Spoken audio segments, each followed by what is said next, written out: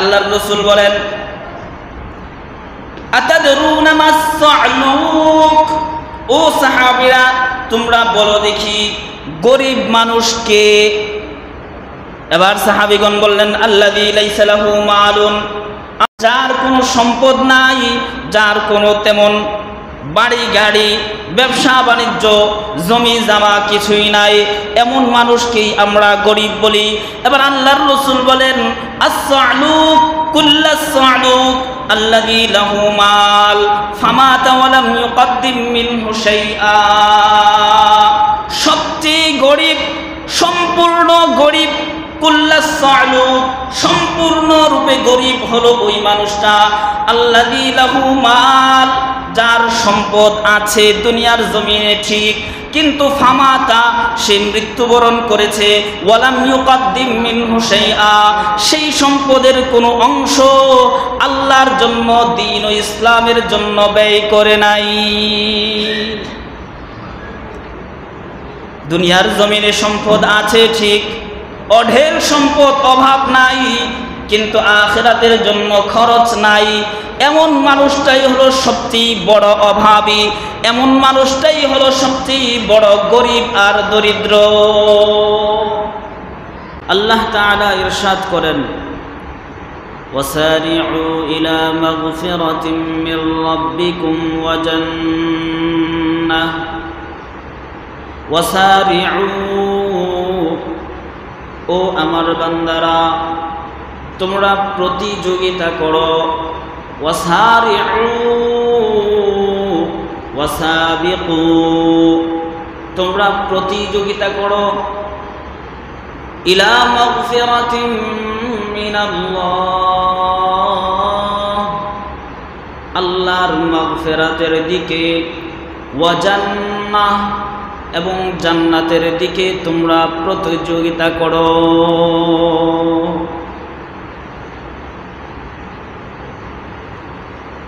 দুনিয়াতে আসার পরে আমাদের মাঝে অর্থ সম্পদ কে কার চেয়ে বেশি জমা করবে তার প্রতিযোগিতা আমাদের মাঝে আছে।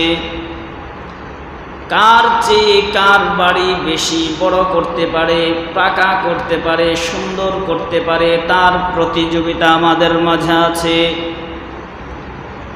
একজন ব্যবসায়ী তার ব্যবসা কিভাবে বড় করা যায়, তার ব্যবসা বাণিজ্য আরো কিভাবে উন্নত করা যায়, তার প্রতিযোগিতা আছে। একজন কৃষকের কাছে তার ফসল কিভাবে উন্নত করা যায়, তার পাশের জমির চেয়ে তার ফসলটা কিভাবে উন্নত হয়, সেই প্রতিযোগিতা ঠিকই আছে। কিন্তু রব আল্লাহ তাআলা আমাকে আপনাকে যেই প্রতিযোগিতার কথা বলেছেন, যেই প্রতিযোগিতার আদেশ করেছেন, তার খবর আমাদের নাই। ঠিক না বেঠি? আল্লাহ তাআলা বলতেছেন ওয়াসারি'ু ইলা মাগফিরাতিম মির রাব্বিকুম, তোমাদের রবের মাগফিরাতের দিকে তোমরা দ্রুত অগ্রসর হও। অন্য আয়াতে আল্লাহ তাআলা বলেন ওয়াসাবিকু ইলা মাগফিরাতিম মির রাব্বিকুম, তোমাদের রবের পক্ষ থেকে মাগফিরাত পাওয়ার জন্য প্রতিযোগিতা করো, ওয়া জান্নাহ, এবং এমন জান্নাত পাওয়ার জন্য প্রতিযোগিতা করো, আরদুহাস সামাওয়াতু ওয়াল আরদ, যার প্রশস্ততা হলো আসমান জমিনের সমপরিমাণ। উইদ্দাত লিল মুত্তাকিন, আল্লাহ তাআলা বলতেছেন যে জান্নাতকে প্রস্তুত করা হয়েছে, তৈরি করা হয়েছে মুত্তাকি বান্দাদের জন্য। যেমনিভাবে জাহান্নাম তৈরি করা হয়েছে কাফেরদের জন্য, আন্নার উইদ্দাত লিল কাফিরিন, জাহান্নাম আল্লাহ তাআলা তৈরি করছেন মুমিনদের জন্য নয়, বরং কাফেরদের জন্য জাহান্নাম বানাইছেন। আর জান্নাত আল্লাহ তাআলা বানাইছেন তার মুত্তাকি বান্দাদের জন্য। মুত্তাকি কারা? এর পরের আয়াতে আল্লাহ তাআলা বলতেছেন আল্লাযীনা ইউনফিকুনা ফিস সাররাই ওয়াদ দাররা ওয়াল কাযিমিনাল গায়যা ওয়াল আফিনা আনিন নাস। তিন বৈশিষ্ট্য মণ্ডিত মানুষ যারা হবে, 3 গুণে গুণান্বিত মানুষ যারা হবে, তারাই হলো মুত্তাকি। তাদের জন্যই আল্লাহ তাআলা জান্নাত তৈরি করেছেন। আজকে 3টা গুণের একটা গুণ নিয়ে আলোচনা করব। চলুন 3টা গুণ সংক্ষিপ্তভাবে আমরা জানি। আল্লাহ তাআলা বলতেছেন, আহলুল জান্নাহ, জান্নাতি মানুষের বৈশিষ্ট্য কি কি হবে তার 3টা গুণ এখানে উল্লেখ করেছেন। 1 নম্বর বৈশিষ্ট্য গুণ হলো আল্লাযীনা ইউনফিকুনা ফিস সাররাই ওয়াদ দাররা, যে সকল বান্দা, মুমিন বান্দারা, সে তার আনন্দের সময় যেভাবে আল্লাহর রাস্তায় খরচ করে, আল্লাহর জন্য মাল ব্যয় করে, ঠিক তদ্রূপভাবে কষ্টের সময়, অভাবের সময়ও তারা সেইভাবে তাদের মাল ব্যয় করতে থাকে। এই গুণটা আমাদের অভাব আছে, এই গুণটার মধ্যে আমাদের ত্রুটি আছে। আমরা দেখা যায় আমাদের মাঝে অনেকে হয়তো আসি, আমরা আলহামদুলিল্লাহ আল্লাহর জন্য ব্যয় করি, কিন্তু অনেকে এই কাজটাও পারি না। বরং আমাদের মাঝে দেখা যায় অনেক মানুষ আছে যারা আমাদের সম্পদগুলো ব্যয় করি আমাদের ক্ষমতা লাভ করার জন্য, সমাজে আমাদের একটা জায়গা তৈরি করে নেওয়ার জন্য আমরা আমাদের সম্পদ ব্যয় করি। এই 2 শ্রেণীর মধ্যে এই 2 শ্রেণীর মধ্যে 1 শ্রেণী তো প্রথমেই বাদ। একমাত্র যারা আল্লাহর জন্য খরচ করবে, এদের খরচটার মূল্য আল্লাহর কাছে আছে।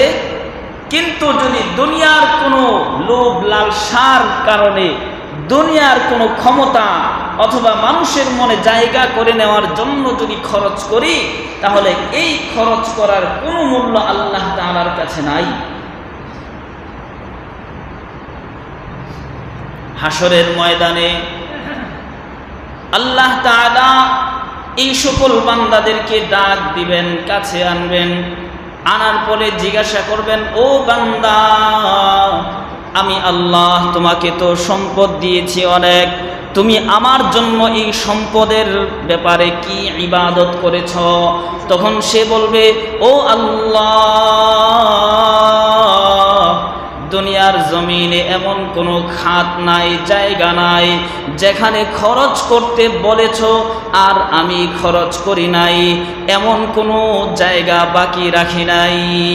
এবার আল্লাহ তাআলা বলবেন, না, তুমি মিথ্যা বলেছ, বরং তুমি দুনিয়ার জমিনে টাকা পয়সা খরচ করেছ তোমার ক্ষমতা অর্জনের জন্য, ক্ষমতার লোভে পড়ে তুমি আল্লাহর রাস্তায়, আমার রাস্তায় খরচ করেছ, তুমি মানুষদেরকে খুশি করার জন্য আমার রাস্তায় খরচ করেছ। সুতরাং আজকের দিনে তার বিনিময়টাও তুমি যাদেরকে খুশি করার জন্য দান করেছ তাদের থেকেই নিয়ে নাও। নাউযুবিল্লাহি মিন যালিক। এজন্য প্রথমেই আমাদেরকে দান সদকা করার ক্ষেত্রে সেটা একমাত্র আল্লাহর রাজি আর খুশির জন্যই করব ইনশাআল্লাহ। আল্লাহ তাআলা বলতেছেন, জান্নাতি মানুষের 1 নম্বর বৈশিষ্ট্য হলো সে সচ্ছলতায় যেভাবে খরচ করবে, দুর্বলতার সময়, অসচ্ছল অবস্থায়ও সেইভাবে খরচ করতে থাকবে। আমাদের মাঝে অনেকে আছে, যদি আমাদের কিছু টাকা পয়সা হাতে আসে তখন একটু দান দক্ষিণা করি, গরিব মিসকিনদেরকে দেই, খাবার খাওয়াই, বা মসজিদ মাদ্রাসায় দান সদকা করি। কিন্তু যদি অভাবের মধ্যে পড়ে যায়, কোনো কারণে যদি আমার অসচ্ছলতা চলে আসে, তখন আমার হাত ছোট হয়ে যায়, একবারেই দেওয়া বন্ধ করে দিই। এটা আমাদের অভ্যাস, মানুষের এটা গুণ হয়ে গেছে, একটা দোষ, গুণ না, এটা মানুষের একটা দোষ। এই দোষ থেকে আমাদেরকে বেরিয়ে আসতে হবে। আমরা যেভাবে আমাদের সচ্ছলতার সময় আমরা খরচ করব, অসচ্ছলতার সময়ও খরচ জারি রাখবো, যদিও কম পরিমাণে, কম হোক আর বেশি হোক, যেটা খরচ করার সেই খরচ করাটা আমরা জারি রাখবো। মসজিদ মাদ্রাসায় দেওয়াটা সেটা জারি রাখবো। আজকে আমাদের সমাজের মধ্যে একটা ট্র্যাডিশন হয়ে গেছে, যে আমাদের সমাজের মধ্যে যদি আমার পক্ষে আমার কথায় যদি মসজিদ মাদ্রাসা চলে, আলেম উলামা ইমাম সাহেব যদি আমার কথায় চলে, আমার পক্ষে কথা বলে, তখন মসজিদ মাদ্রাসায় ঠিকই দান করি, সদকা করি, মসজিদ মাদ্রাসার উন্নয়নমূলক কাজে আমরা অংশগ্রহণ করি। যদি দেখি যে না, মসজিদ মাদ্রাসা তো আমার কথায় চলে না, উমুকের কথায় চলে, তখন হাত বন্ধ হয়ে যায়, হাত গুটিয়ে ফেলি, তখন আর দান সদকা করতে মন চায় না। আছে না নাই এমন? আমাদেরকে এই গুণ, এই দোষগুলো থেকে বের হয়ে আসতে হবে। বলে আমি তো দান করব, সেটা কোনো মানুষের জন্য নয়, দান করব কার জন্য? সুতরাং আমার কথায় চলুক বা না চলুক, ইমাম সাহেব আমার কথায় থাকুক বা না থাকুক, আমি তো আল্লাহর জন্য দিচ্ছি, সেই আল্লাহ আছে না নাই? এজন্য আমাদেরকে সর্বাবস্থায় দান করার শিক্ষা এই আয়াত আমাদেরকে দেয়। এক নম্বর গুণ, আল্লাযীনা ইউনফিকুনা ফিস সাররাই ওয়াদ দাররা, যেই মানুষটা সচ্ছলতায় যেইভাবে দান সদকা করে, অসচ্ছল অবস্থায়ও সেইভাবে দান সদকা জারি রাখে। দুই নম্বর গুণ আল্লাহ তাআলা বলতেছেন, ওয়াল কাযিমিনাল গায়জ, যারা তাদের রাগকে নিয়ন্ত্রণ করতে পারে, যারা তাদের রাগকে কন্ট্রোল করতে পারে, এরা হলো মুত্তাকিনদের একটা গুণ অর্জন করে নিল। আমাদের জন্য এই রাগ কন্ট্রোল করাটা, নিয়ন্ত্রণ করাটা সবচেয়ে বড় বিষয় হয়ে দাঁড়িয়েছে। আমরা পারি না রাগ কন্ট্রোল করার জন্য, করতে পারি না আমরা। অথচ মানুষ যত নাফরমানি করে, মানুষ যত গুনাহ করে, যত অন্যায় অপরাধ করে, তার অর্ধেক অপরাধ সংগঠিত হয় এই রাগের কারণে, আর বাকি অর্ধেক সংগঠিত হয় শাহওয়াতের কারণে, লজ্জাতের কারণে, অর্থাৎ মনের চাহিদা পূরণ করার জন্য, একটু আনন্দ স্বাদ উপভোগ করার জন্য বাকি অর্ধেক নাফরমানি হয়। এটা এক হাদিসের মধ্যে আসছে, এক সাহাবী আল্লাহর রাসূল সাল্লাল্লাহু আলাইহি ওয়াসাল্লামকে এসে প্রশ্ন করতেছেন, ইয়া রাসূলুল্লাহ আউসিনি, ওগো আল্লাহর রাসূল আমাকে কিছু উপদেশ দিন, ওসিয়ত করুন। এবার আল্লাহর রাসূল বললেন, লা তাগদাব, ও সাহাবী আমি তোমাকে উপদেশ দিচ্ছি, তুমি কখনো রাগান্বিত হবে না। এবার ওই সাহাবী বলেন, আল্লাহর রাসূল যখন আমাকে এই উপদেশ দিলেন, একটা মাত্র কথা বললেন, ও সাহাবী তুমি রাগান্বিত হয়ো না। তখন আমি চিন্তা করে দেখলাম, ফাফাক্কারতু হিনা ক্বালান নাবিয়্যু মা ক্বাল, আমি চিন্তা করে দেখলাম, ফাইদান আল গাযবু ইয়াজমাউশ শাররা কুল্লাহু, যত অনিষ্টের মূল আছে সেই অনিষ্টের মূল হলো একমাত্র রাগ।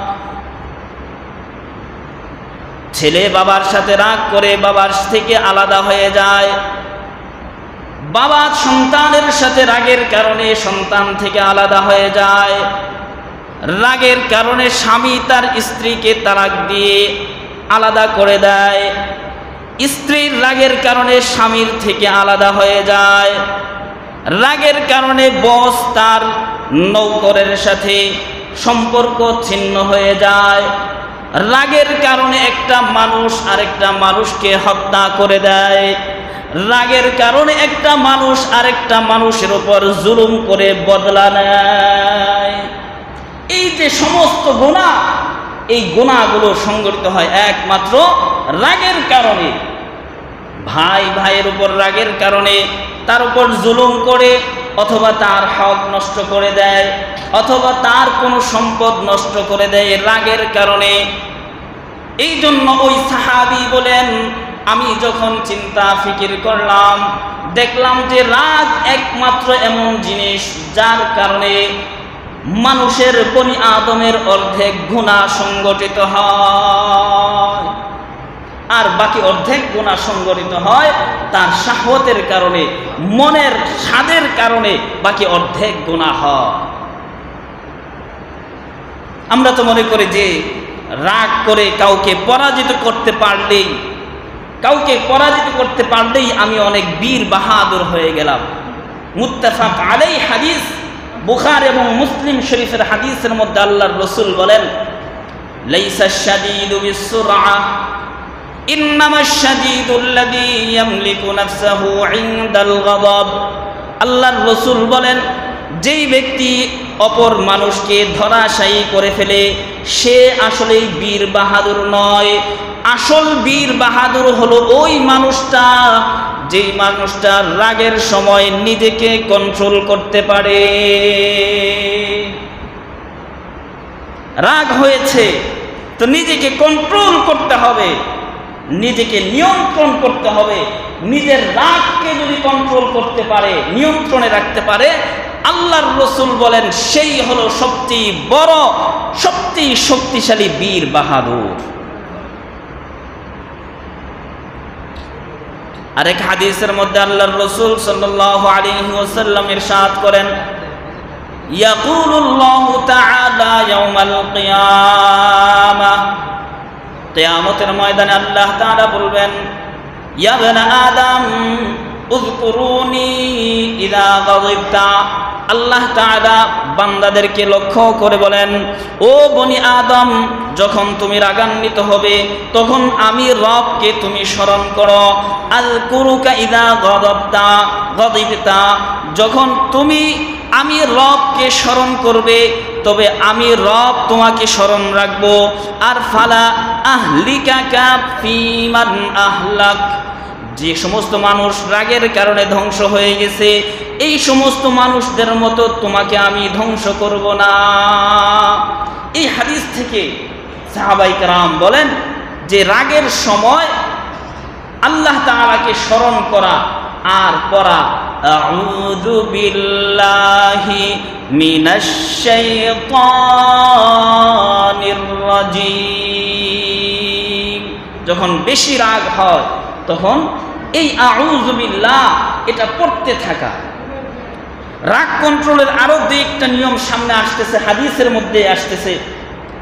চলুন এই বিষয়ে, রাগের বিষয়ে আরো কয়েকটা হাদিস আপনাদেরকে শোনাই। 2 নম্বর হাদিস, যেখানে আল্লাহর রাসূল সাল্লাল্লাহু আলাইহি ওয়াসাল্লাম রাগ কন্ট্রোল করার ব্যাপারে বলছেন, মান কাফফা গাদাবা, যেই মানুষটা তার রাগকে কন্ট্রোল করে রাখলো, কাফফাল্লাহু আনহু আযাবাহু, আল্লাহ তাআলা ওই মানুষটার থেকে তার আযাবকে নিয়ন্ত্রণ করে রাখবেন। মানুষ রাগ কন্ট্রোল করবে, তার নিজের রাগকে নিয়ন্ত্রণ করবে, তো রব তার উপর তার আযাবকে কন্ট্রোল করে দিবেন, নিয়ন্ত্রণ করে দিবেন। ওয়ামান খাজানা লিসানাহু সাতারাল্লাহু আওরাতাহু, আর যেই মানুষটা তার জবানকে সংযত রাখবে, জবানকে নিয়ন্ত্রণ করবে, তো আল্লাহ তাআলা তার দোষ ত্রুটিগুলো গোপন করে রাখবেন। ওয়ামান ই'তাদারা ইলাল্লাহ ক্বাবিলাল্লাহু উযরাহু, আল্লাহর রাসূল বলেন, আর যেই বান্দাটা সময় থাকতে আল্লাহর কাছে উযর পেশ করবে তো আল্লাহ তাআলা তার উযরকে গ্রহণ করে নেবেন। যদি নামাজ পড়ে নাই, সময় থাকতে, হায়াত থাকতে বলে, ও রব, জীবনে অন্যায় করেছি, অপরাধ করেছি, সময় হয়েছিল নামাজ পড়ার কিন্তু নামাজ পড়তে পারি নাই, পড়ি নাই, এখন বুঝে আসছে নামাজ শুরু করেছি, সুতরাং আমার উযর তুমি গ্রহণ করো, আমাকে তুমি মাফ করে দাও। ক্বাবিলাল্লাহু উযরাহু, ওই বান্দার উযর পেশ করাটাকে আল্লাহ তাআলা গ্রহণ করে নেবেন। এই জন্য 1 নম্বর আমাদের রাগকে কন্ট্রোল করতে হবে, নিয়ন্ত্রণ করতে হবে। 2 নম্বরে জবানকে সংযত করতে হবে, নিয়ন্ত্রণ করতে হবে। 3 নম্বরে আমাদের জীবনের কৃতকর্মের জন্য, আমলের জন্য, বদ আমলের জন্য আল্লাহর কাছে বেশি বেশি উযর পেশ করতে হবে। আল্লাহ আমি তোমার কাছে উযর পেশ করতেছি, আমি করতে পারি নাই, ভুল করেছি, অন্যায় করেছি, তুমি মাফ করে দাও। এভাবে আল্লাহর কাছে উযর পেশ করতে হবে। এরপরের হাদিস মুসনাদুল ইমাম আহমদ এবং বুখারী ও মুসলিম শরীফের হাদিস বর্ণনা। হাদিসটা বর্ণিত হযরত আব্দুল্লাহ ইবনে মাসউদ রাদিয়াল্লাহু তাআলা আনহু থেকে। হযরত আব্দুল্লাহ ইবনে মাসউদ রাদিয়াল্লাহু তাআলা আনহু বলেন, قال رسول الله সাল্লাল্লাহু আলাইহি ওয়াসাল্লাম, আল্লাহর রাসূল একদিন আমাদেরকে লক্ষ্য করে বললেন, সাহাবীদেরকে লক্ষ্য করে বললেন, আইয়ুকুম মালু ওয়ারিসিহি আহাব্বু ইলাইহি মিন মালিহি। ও আমার সাহাবীরা, তোমাদের কার কাছে এমন আছে, তোমাদের কার কাছে তার সম্পদের চেয়ে তার ওয়ারিসের সম্পদ বেশি প্রিয়? প্রত্যেকটা মানুষের কাছে তার নিজের সম্পদ বেশি প্রিয় না ওয়ারিসের সম্পদ বেশি প্রিয়? নিজের সম্পদ বেশি প্রিয়, তাই না? হ্যাঁ, নিজের সম্পদ বেশি প্রিয়। আল্লাহর রাসূল প্রশ্ন করলেন, ও সাহাবীরা, তোমাদের কার কাছে তার সম্পদের চেয়ে ওয়ারিসের সম্পদ বেশি প্রিয়? এবার সাহাবীগণ বললেন, ক্বালু ইয়া রাসূলুল্লাহ মা মিন্না আহাদুন ইল্লা মালুহু আহাব্বু ইলাইহি মিন মালি ওয়ারিসিহি। আমাদের সকলের কাছেই তো তার ওয়ারিসের সম্পদের চেয়ে নিজের সম্পদ বেশি প্রিয়। এবার আল্লাহর রাসূল বললেন, ই'লামু, ও সাহাবীরা, তোমরা জেনে রাখো, আন্নাহু লাইসা মিনকুম আহাদুন ইল্লা মালু ওয়ারিসিহি আহাব্বু ইলাইহি মিন মালিহি। ও সাহাবীরা, তোমরা জেনে রাখো, তোমাদের মধ্যে এমন কেহ নাই যার কাছে তার ওয়ারিসের সম্পদটা বেশি প্রিয়, বরং তোমাদের সকলের কাছেই নিজের সম্পদ বেশি প্রিয়। সুতরাং মালাকা মিন মালিকা ইল্লা মা কদ্দামতা। ও সাহাবীরা, আমি তোমাদেরকে বলে দিচ্ছি, তোমাদের নিজের সম্পদ শুধুমাত্র তাহাই যেই সম্পদগুলো তোমরা আখিরাতের জন্য দুনিয়ার জমিনে থাকতে পাঠিয়ে দাও। চিন্তা করছেন, যেই বাড়ি করতেছি সেই বাড়ি কিন্তু আমার নয়, আমার ওয়ারিসের, ঠিক না বেঠিক? যেই বাড়ি করে দিয়ে যাচ্ছি সেই বাড়ি কিন্তু আমার নয়, আমার ওয়ারিসের। এবার আল্লাহর রাসূল বলতেছেন, ও সাহাবীরা, তোমরা চিন্তা করে দেখো, তোমাদের সম্পদ তোমাদের কাছে যদি প্রিয় হয়, তবে তোমাদের সম্পদ তো একমাত্র ওই সম্পদগুলোই যেই সম্পদগুলো দুনিয়ার জমিনে থাকা অবস্থায় দান সদকার মাধ্যমে আখিরাতের জন্য তোমরা পাঠিয়ে দিয়েছ। আর বাকি তোমরা যা দুনিয়ার জমিনে রেখে যাবে সেই সবগুলো ওয়ামাল ওয়ারিসিকা মা আখারতা। আল্লাহর রাসূল বলেন, যা কিছু তোমরা মৃত্যুর আগে তোমরা রেখে যাবে সম্পদ, সেই সবগুলো সম্পদ কিন্তু তোমাদের ওয়ারিসদের হয়ে যাবে। সুতরাং তোমরা যদি তোমাদের সম্পদ বাড়াইতে চাও, তোমাদের নিজের সম্পদ যদি তোমাদের কাছে বেশি প্রিয় হয়, তবে দান সদকা বেশি করো, আল্লাহর রাস্তায় খরচ বেশি করো। এরপর আল্লাহর রাসূল বলেন, মা তাউদ্দুনা সুরআতা ফীকুম। ও সাহাবীরা, তোমরা বীরত্ব কাকে বলো? তোমাদের মধ্যে বীরত্ব বলতে তোমরা কি বোঝো? এবার আল্লাহর রাসূলকে তার সাহাবায়ে কেরাম জবাব দিচ্ছেন, কুলনা আল্লাযী লা তাসরাউহুর রিজাল। আমাদের মধ্যে বীর বাহাদুর হলো ওই মানুষটা যাকে কেউ পরাজিত করতে পারে না। কিন্তু আল্লাহর রাসূল বললেন, লা ওয়ালাকিন্নাল্লাযী ইয়ামলিকু নাফসাহু ইনদাল গাদাব। না, তোমরা যাকে বীর বাহাদুর বলতেছো সে আসলেই বীর বাহাদুর নয়, বরং বীর বাহাদুর হলো ওই মানুষটা যেই মানুষটা রাগের সময় নিজেকে নিয়ন্ত্রণ করতে পারে।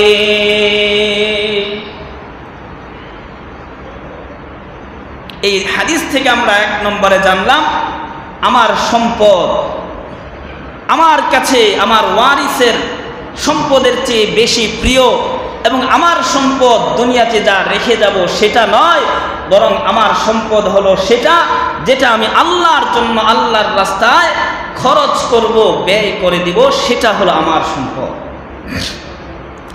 এরপরের অংশে আল্লাহর রাসূল বলেন, মা তাউদ্দুনা ফীকুমুর রকুব, ও সাহাবীরা তোমরা নিঃসন্তান কাকে বলো? এবার সাহাবীগণ বললেন, আল্লাযী লা ওয়ালাদা লাহু, আমরা নিঃসন্তান বলি ওই মানুষটাকে যার কোনো সন্তান নাই। এবার আল্লাহর রাসূল বললেন, না, তোমাদের জবাব হয় নাই, বরং ওয়ালাকিন্নার রাকুব আল্লাযী লাম ইউকদ্দিম মিন ওয়ালাদিহি শাইআ, নিঃসন্তান হলো ওই মানুষটা যেই মানুষটা দুনিয়ার জমিনে মৃত্যুর আগে কোনো সন্তানকে আখিরাতে পাঠায় নাই। এটার দুইটা অর্থ হইতে পারে। একটা অর্থ হইল যে তার কোনো সন্তান মারা যায় নাই, এটাও হইতে পারে। আরেকটা হলো যে দুনিয়ার জমিনে থাকা অবস্থায় সে তার কোনো সন্তানকে আল্লাহর জন্য, দ্বীন ও ইসলাম শিক্ষার জন্য, কোরআন ও সুন্নাহর শিক্ষার জন্য মাদ্রাসায় দেয় নাই, কোরআন ও শিক্ষায় শিক্ষিত করার জন্য কোনো পদক্ষেপ নেয় নাই। এই মানুষটাকেই আল্লাহর রাসূল বলেছেন নিঃসন্তান। বুখারী এবং মুসলিম শরীফে সম্পূর্ণ হাদিসটা এনেছেন, আর বুখারী শরীফের প্রথম অংশটা এনেছেন। এরপরের হাদিসে আল্লাহর রাসূল আরো গুরুত্ব দিয়ে বলছেন, সেখানে আরেকটু বেশি কথা আছে। সেটা হলো যে আল্লাহর রাসূল বলেন, আতাদরুনা মাস-সা'লুক, ও সাহাবীরা তোমরা বলো দেখি গরিব মানুষকে। এবার সাহাবীগণ বললেন, আল্লাযী লাইসা লাহু মালুন, যার কোনো সম্পদ নাই, যার কোনো তেমন বাড়ি গাড়ি, ব্যবসা বাণিজ্য, জমি জামা কিছুই নাই, এমন মানুষকেই আমরা গরিব বলি।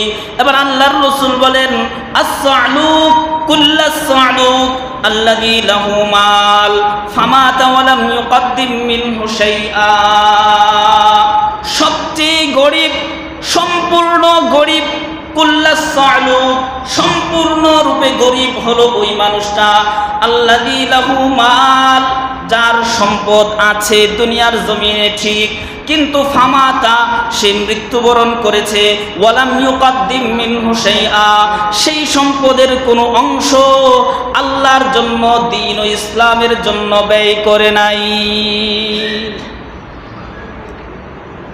দুনিয়ার জমিনে সম্পদ আছে ঠিক, অঢেল সম্পদ, অভাব নাই, কিন্তু আখিরাতের জন্য খরচ নাই। এমন মানুষটাই হলো সবচেয়ে বড় অভাবী, এমন মানুষটাই হলো সবচেয়ে বড় গরিব আর দরিদ্র। আমাদের বোঝার বিষয়, এই হাদিসগুলোর মধ্যে আল্লাহর রাসূল আমাদেরকে দিক নির্দেশনা দিয়ে গেছেন, অনেক বড় দিক নির্দেশনা দিয়ে গেছেন। এরপরে আমাদের মূল উদ্দেশ্য যেই বাক্যটা, সেটাও আল্লাহর রাসূল এরপরের হাদিসে বলেছেন, আরো সুন্দর করে বলেছেন। এই হাদিসের মধ্যে আল্লাহর রাসূল বলেন,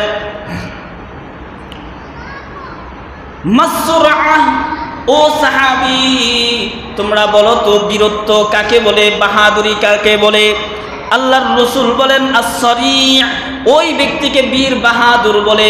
সাহাবীগণ জবাবে বললেন, ওই ব্যক্তিকে বীর বাহাদুর বলে যে মানুষকে ধরাশায়ী করে দেয়, এমন মানুষটাকে বলে বীর বাহাদুর। এবার আল্লাহর রাসূল বললেন, না, আস-সুরআতু কুল্লাস-সুরআ, সবচেয়ে বড় বীর বাহাদুর মানুষ হলো ওই মানুষটা, আল্লাযী ইয়াগদিবু, যেই মানুষটার রাগ হয়, ফায়াশতাদ্দু গযবুহু, রাগ হওয়ার পরে তার রাগটা চূড়ান্ত পর্যায়ে পৌঁছে যায়, ওয়া ইয়াহমারু ওয়াজহুহু, তার চেহারা লাল বর্ণ হয়ে যায়, ওয়া ইয়াকশাইরু শা'রুহু, রাগের কারণে তার পশমগুলো দাঁড়িয়ে যায়, ফায়ুসরি'ু গযবাহু, এরপরে যেই মানুষটা তার রাগকে নিয়ন্ত্রণ করতে পারে, রাগকে কন্ট্রোল করতে পারে, সেই হলো সবচেয়ে বড় বীর বাহাদুর। আল্লাহর রাসূল সাল্লাল্লাহু আলাইহি ওয়াসাল্লাম এরপরের হাদিসে, আন্নাহু সাআলা রাসূলুল্লাহি সাল্লাল্লাহু আলাইহি ওয়াসাল্লাম, এক সাহাবী আল্লাহর রাসূলকে প্রশ্ন করলেন, জিজ্ঞাসা করলেন, ইয়া রাসূলুল্লাহ কুল্লি কাওলান ইয়ানফাউনি ওয়া আকাল্লিল আলাইয়া লাআল্লি আইহি। ওগো আল্লাহর রাসূল, আমাকে অল্প কথায় কিছু নসিহত করুন যেন আমি অল্প কথাগুলো মুখস্থ করতে পারি। নবীজি বললেন, লা তাগদাব, ও সাহাবী, তোমার জন্য আমার প্রতি নসিহত হলো তুমি কখনো রাগান্বিত হও না। এজন্য আমাদেরকে এই রাগ কন্ট্রোল করা লাগবে। রাগ যদি কন্ট্রোল করতে পারি তাহলে আমাদের এবং সমাজের অর্ধেক ঝামেলা এমনি এমনি মিটে যাবে। আল্লাহর রাসূল সাল্লাল্লাহু আলাইহি ওয়াসাল্লাম, এক ব্যক্তি হযরত আবু যর গিফারি রাদিয়াল্লাহু তাআলা আনহু থেকে বর্ণিত হাদিসটা, আবু যর গিফারি রাদিয়াল্লাহু তাআলা আনহু কূপের মধ্যে কাজ করতেছিলেন। ওই মুহূর্তে কিছু মানুষ আসলো, এসে আবু যর গিফারি রাদিয়াল্লাহু তাআলা আনহুর কূপটা ভেঙে দিল। এবার আবু যর গিফারি রাদিয়াল্লাহু তাআলা আনহুর রাগ হইল। রাগ হওয়ার পরে তিনি বসে গেলেন। বসে যাওয়ার কিছুক্ষণ পরে তিনি আবার শুয়ে গেলেন। এবার তার শাগরেদরা জিজ্ঞাসা করলো, ও আল্লাহর রাসূলের সাহাবী, আপনি কেনই বা বসে গেলেন, দাঁড়ানো থেকে বসে গেলেন, বসা থেকে আবার শুয়ে গেলেন?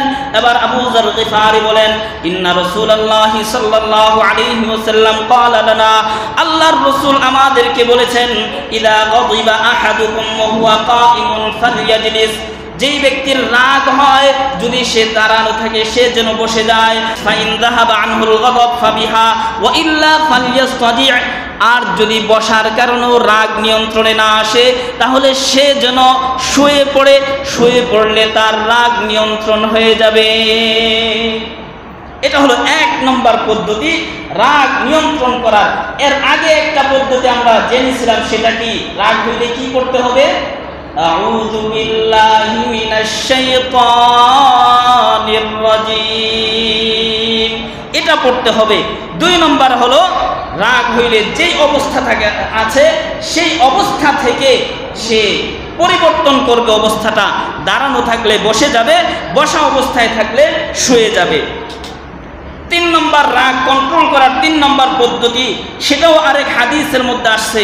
আল্লাহর রাসূল সাল্লাল্লাহু আলাইহি ওয়াসাল্লাম বলেন, ইন্নাল গাদাব মিনাশ শাইতান, রাগ এটা শয়তানের পক্ষ থেকে আসে।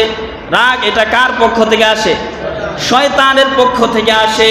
ওয়া ইন্নাশ শাইতান খুলিকা মিনান নার, আর শয়তান হলো জিন জাতির অন্তর্ভুক্ত। জিন জাতি তৈরি করা হয়েছে আগুন দিয়ে। ওয়া ইন্নামা তাতফাউন নারু বিল মা, আর আগুন নিভে যায় পানির মাধ্যমে। সুতরাং তোমাদের কেউ ফাইদা আগদাবা আহাদুকুম, যখন কেউ রাগান্বিত হয়, ফালইয়াতাওয়াদ্দা, সে যেন ওযু করে আসে। ওযু করলে মানুষের রাগ নিয়ন্ত্রণ হয়ে যায়, এটা আল্লাহর রাসূল বলে দিয়েছেন। তাহলে এই 3টা পদ্ধতি আমরা শিখলাম। 1 নম্বরে আমরা রাগ নিয়ন্ত্রণ করা শিখব। রাগ নিয়ন্ত্রণ করতে পারলে অনেক ফজিলত আছে। ফজিলতের হাদিসগুলো আমি আপনাদেরকে শোনাইতে পারি নাই, অনেক ফজিলত আছে হাদিসের মধ্যে আল্লাহর রাসূল বলে দিয়েছেন। এই রাগ নিয়ন্ত্রণ করার 3টা পদ্ধতি শিখলাম। 1 নম্বরে আউযু বিল্লাহ পড়ব। 2 নম্বরে আমরা আমাদের অবস্থান পরিবর্তন করব, দাঁড়ানো থাকলে বসা, বসা থাকলে শুয়ে পড়ব। আর 3 নম্বর পদ্ধতি হলো ওযু করব, ওযু করে আসব।